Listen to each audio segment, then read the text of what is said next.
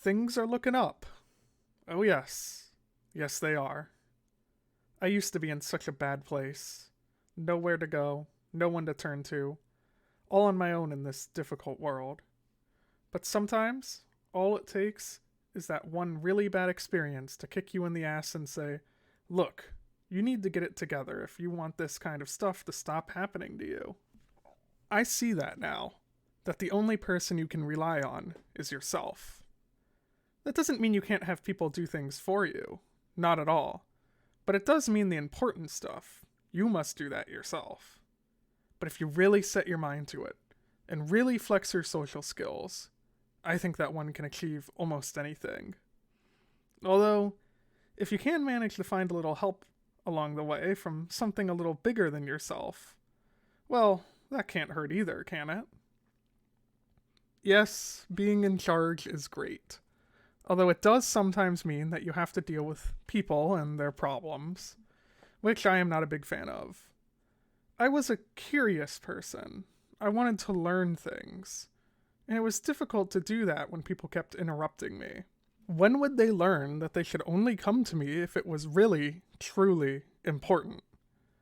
And somehow, when the extremely ragged man and his even worse looking friend entered my tent, I felt like this was not going to be one of those times. Ma'am, the first one drawled, giving me a nervous grin that showed off his 3 remaining yellow teeth. I sighed in annoyance, putting down my notes. He glanced at them, perhaps noticing the red lettering, perhaps the anatomical words that he almost certainly had no chance of pronouncing correctly. I had been doing a lot of reading at the library in these past few months. It was impressive how much your time could open up when you no longer had to worry about where your next meal was coming from. What is it? I intoned, already pissed. I had been that a lot recently. It probably had to do with the fact that people would just not shut up, both in my head and out of it. It made it very difficult to think. Well, me and Legion here, we were hoping you could maybe give us a little bit of your food. You know, since you got so much of that meat and stuff. He twitched nervously, but tried to maintain his grin. His pal, Legion, just stared at me. I just looked at them, expression not changing, and he seemed to think this was an invitation to continue filling my tent with the smell of his unpleasant breath. When you gave us all some at the camp the first time, you said you had found a way to keep us all fed, but you aren't given. He was withering under my increasingly angrier gaze, but kept going anyway. You ain't given us much anymore. Like very little. He finished lamely. I continued to stare daggers at him for a long moment, causing him to shift uncomfortably. Finally, I broke into a wide grin, smiling sweetly at the two of them. Oh, is that all? You just wanted some of the food, is that all it was? I said, my words layered with honey. Well, then you're actually in luck, because I have some right here. I opened a nearby cooler, and from its ice-filled innards I pulled out a plastic container full of red meat. It sloshed slightly as I held it up. The two vagrants' eyes locked onto it as I moved it back and forth. Well, sure I can give you that. You just have to answer one question for me. They both nodded, looking more excited now that they could actually see the food stuff. What have you done for me recently? I smiled at them as they glanced at one another, unsure. I mean, you can't expect something for nothing. If I'm gonna do something for you, I wish to be repaid in kind. Well, ma'am, we were just hoping you could just give it to us. He smiled weakly. I sighed, disappointed. Well, boys, if you have nothing for me, then I have nothing for you. Goodbye. I have work to do. I turned back to my notes, ignoring them. There was no time for this. But still they didn't leave, just standing there awkwardly. I looked up from my work, annoyed at their continued presence. I could feel a headache coming on. Another thing that was very much not helping my mood. What? I snapped, not even attempting to keep up a veneer of pleasantries anymore. I continued, not giving them a chance to respond. If you don't get out of my office in the next 5 seconds, I'm gonna have James kick you and your stuff to the curb so fast it will make your head spin. Now the two men looked confused, glancing around my office as if searching for an answer. One of them adjusted his suit, and for a moment I looked out my high-rise window, wishing I was back home with nothing but a nice glass of wine and the TV. Ma'am, I don't have the faintest clue what you're talking about. Who's James? Legion asked, and suddenly I was back in the tent, staring at its back wall, the two vagrants wearing not well-tailored suits, but rags. My headache increased, and I felt very hot all of a sudden. Get out, I whispered, so quietly that they had to lean in to hear me. Get out, or so help me I will take both of you out back and stab you through the heart and put you on display in front of my tent as a warning to any other would-be solicitors. They finally got the message at that point. They scurried out the entrance, stomachs still rumbling from lack of food. But that I cared very little about. I had my own problems to deal with. The strange hallucinations were getting worse, and it was making it difficult to keep up a veneer of stability around those that were looking to me for guidance. It didn't used to be this bad, back when it was just the occasional whisper or word, back when I could control it, but now it was happening more and more frequently, even when others were around. I knew what was doing it, of course. It was the meat. Ever since I had first bitten into it and tasted its juices running down my throat, I had known it was a bad idea. But of course at that time, I hadn't known just how terrible it would be. And there was something else. It was addicting, in a way. I almost felt like it gave me a jolt of creativity, a new idea that would suddenly pop into my head. For instance, when I took my first bite and shuddered at the heavy feeling of it settling in my stomach, I was suddenly struck by the notion that I had, right here, the capacity to control the populace. We were vagrants, hobos, the part of the city that nobody liked to talk about, and we were hungry. They would eat anything, even mysterious food that I would give no information on. Some resisted, at first, of course, especially those that knew of where the meat came from already, those that had been aware of it before I stumbled upon it. Actually, I knew they would tell the others, so I got rid of them before I took charge. You would be surprised at how little rat poison it takes to kill someone. But everything went smoothly after that, a fact which greatly pleased me. Was it ruthless? Perhaps. Evil? I don't think so. Evil is committing those sort of actions with no purpose, and I most certainly had one. For too long we had been disjointed, at each other's throats, unwilling or unable to cooperate. I changed that. I was both the carrot and the stick, rewarding those that did as I asked with food, and those that didn't? Well, at first I could do nothing, but as my influence grew, I was able to get others to do the punishment for me. It is simply incredible what people will do when they trust you. No, need you to keep their bellies full. There was something strange, though. I made sure to keep a close eye on everyone who ate from my stash, waiting to see if they would have the same reaction as me. I didn't say anything, of course. Nobody wanted to hear that their new leader was an insane person who was hearing voices. But keep my eyes on them I did.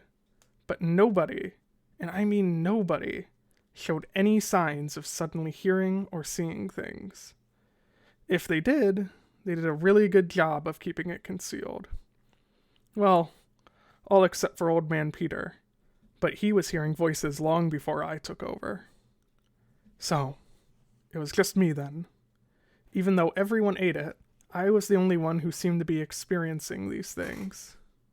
The only one who was changing. Did that make me special? Or simply insane? A new voice in my head. I heard it even as I laid down on my cot, hoping that it might help the pounding headache. Hey, can I have next Monday off? My kid really wants to go see the ball game, and I promised him I would. a snippet of conversation, but unconnected to anything else that was going on. It was not Monday, it wouldn't be for a while, and I had no child. Nor did I think that there was a ball game happening anytime soon. Why was this happening to me? I closed my eyes, hoping for relief. What do you think? The orange or the yellow? I think that the orange is too much, personally. I want to go home, Mommy. This is crazy. If you buy this bad boy, I guarantee you will be the envy of every driver on the road. Did you see that? Something just moved. There, behind the tree. You're screwed, dude. You're so screwed. She's totally gonna find out. I bolted up, sweat dripping down me. Maybe getting some fresh air would be good for me. I got up out of the tent, quickly throwing on some layers. It was getting colder out. I slid out of the shelter, trying my best not to stumble, but finding it difficult. It had never been this bad before, especially now with the hallucinations. I gave a slight nod to the people nearby, sitting on their old picnic table that we had scrounged up from somewhere. They looked slightly shocked to see me acknowledge them at all, but were sure to respond in kind. I would have appreciated that if I was feeling better. Instead, I left, my shoes crunching against the frosty grass as I headed for the park. It was an old, run-down-looking thing, but it was safe. I had made sure of that. When I had taken charge, it had been one of my first acts to have the entire congregation head over there and clean it up. It had been nasty, with used needles and trash everywhere, but with everyone working together, it only took a few days to get it looking, if not brand new, very well kept. I also made sure that we always had at least a few people come through it once a night to pick up any stray garbage.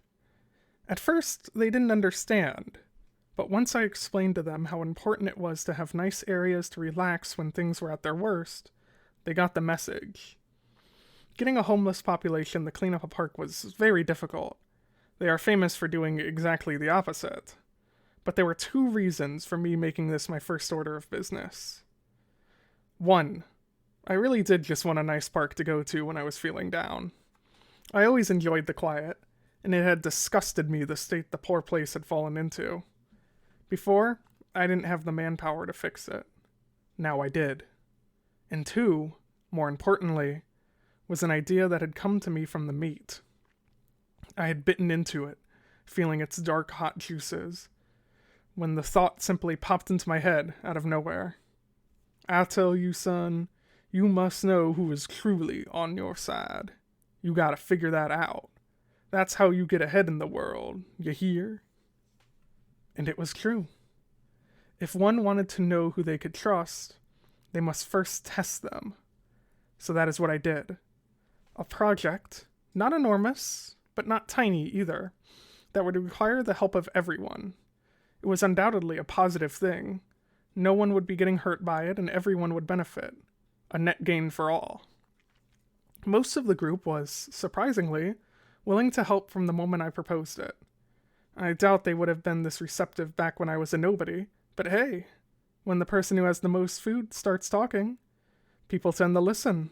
There were others that didn't want to, of course, but the promise of extra rations to those who helped was enough to get almost everyone on board. Keyword being almost. It was those that refused, due to not caring or being too lazy or simply because they didn't like having others tell them what to do. Those were the ones I was interested in. The people who were unwilling or unable to chip into a greater cause. Those were the troublemakers. I booted them from the camp, making them wander the city alone. It was their choice, after all. They were the ones who refused to help. And if you won't work with others, then you shouldn't go around expecting charity, should you?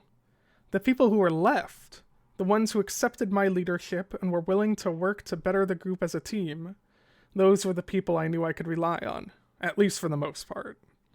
Of course, the person you should rely on the most is always yourself. But one person cannot carry the world alone. I sat down in the middle of the park, taking in the cool, fresh air.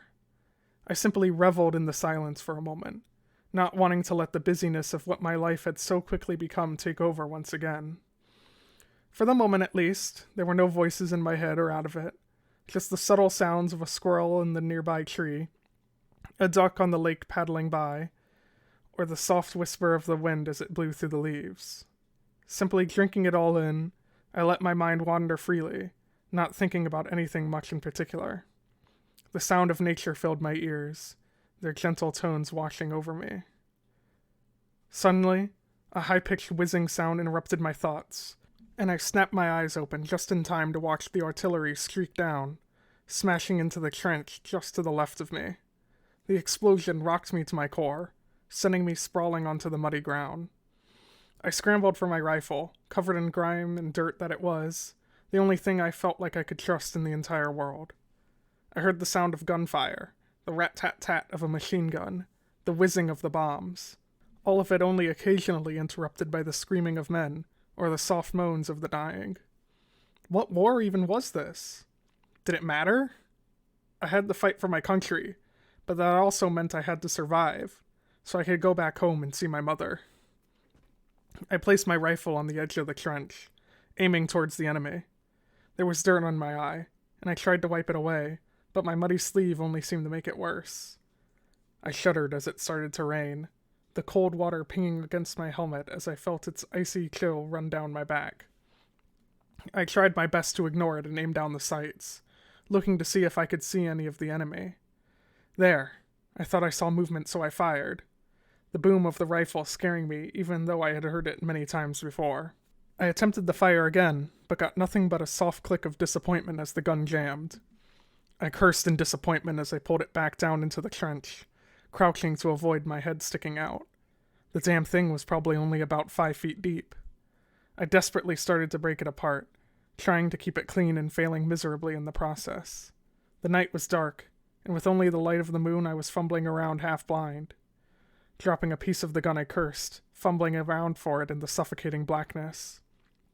I glanced around, intent on seeing how the rest of my squad was doing, expecting to find other men fighting and praying, but instead found myself all alone. This cold and damp hell was inhabited by me alone. I froze, listening carefully. Yes, I could still hear the sounds of others, the sounds of suffering and pain, but it came from far off, in other places. I dared to peek my head up out of the pit, but saw just scorch marks and explosion holes, interrupted only by shredded trees. There was no sign of life anywhere, none that I could see anyway. I ducked back down, peering down into my left, where there was a slight curve in the trench. I couldn't be sure, but I thought I saw a slight movement at the end of it, hard though it was to see through the rain and mud. I started crawling my way down there, intent on seeing where everyone had gone. Perhaps there was a message from our leading officer or something like that. I crept alone, stopping only to adjust my helmet to keep it on straight, or to spit out the grime that had made its way into my mouth. I wasn't sure why, but I did my best to keep as quiet as I could, as though I was hiding from something. For some reason, every instinct was telling me to do that, even though I had no real reason to. It's not as though the enemy would hear me crawling around in our trench from so far away. But still I persisted, grasping at the wet dirt walls to help keep my balance. I finally reached a sharper turn, peeking my head around it to see what was going on. But instead of seeing my squad mates or commander, I instead saw something else. It was difficult to see through all the inkiness of the rainy night, but I knew in my gut that it was bad news. It squirmed and shifted in the loose dirt, sending the muck flying everywhere. The clouds parted for a moment and the moonlight shone down, but even with this light it was difficult to tell what exactly I was looking at. It was long and gangly, difficult to make out how many limbs it had or where they were on its body. I did see one thing for certain, though. It had a huge mouth, gargantuan, far too big for the thin body on which it rested. Even as I watched, it slowly started to pick itself up as it grasped at the wet dirt like I myself had done not so long ago. It rose up and up, until it would have been towering over me even if I was standing at my full height. There should have been calls of panic from the other trenches, hell, even from the enemy, as they should have been able to see the monstrosity rear itself, but but I heard nothing but the patter of rain and sounds of distant guns firing. Nobody was coming. It was just me and the thing. It stood on two legs, and despite their strange and twisted appearance, it didn't stumble at all, even on the unforgiving terrain. Long fingers on one of its arms swept over the trench walls, as though it was searching, and I saw the second, smaller arm and where I suppose its chest should be, holding something. It dropped it to the ground, and I saw that it was a soldier's helmet, rimmed with a dark liquid that I could not make out. I could scarcely breathe as it slowly circled around, making strange moaning noises as it did so. Its misshapen leg bumped one of the walls of the trench and sent a small avalanche of dirt cascading down, but the thing hardly seemed to notice.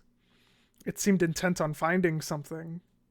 Finding me, I realized as I stared at the helmet it had dropped. I had to get out of here.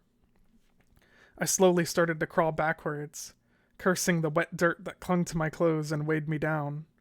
I attempted to move as quickly as I could while remaining silent. No easy feat when you are in a half-flooded trench. I made a splash as my foot hit a large puddle, and I flinched as the thing turned its upper torso towards me, bending in terrible ways. It was like an owl turning its head, only here it was the entire upper body twisting, making deep crunching noises that were audible even through the rain. Staring at the thing, I dared not move, my breath catching in my throat. It had no eyes, none at all, just a wrinkly expansion of flesh surrounding a large, gaping mouth. It shuffled towards me as its long fingers scraped against the wall, desperately feeling for its prey. As it moved towards me, I was surprised to find that I felt almost nothing. Just a horrible, dark sense of despair that seemed to seep deep into me, deeper than the rain could ever penetrate. It was all the way down to my bones. I knew that I would never be able to escape this thing. It was just me and it, here on this war-torn battlefield until the end of time. I tried to think of my life before this, but I couldn't seem to. I tried to think of the future, but I couldn't. It was just the rain and the mud and the noise of this thing approaching. I wanted to close my eyes, but I couldn't. I couldn't do anything. I felt its long, long fingers wrap around my body as it picked me up, but still I couldn't move. My gun, forever jammed, slipped from my fingers and splashed down onto the wet mud below me, but I could only stare at the sky. Even as the thing lifted me up, inevitable towards its mouth, I still didn't move. All I did was stare up at the sky, letting the rain patter against my face, almost calming. I felt the searing pain, so different from the water striking me, as the thing put me into its mouth, but I still didn't move. You see, I was desperately searching the night sky for anything, any signs of the heavens.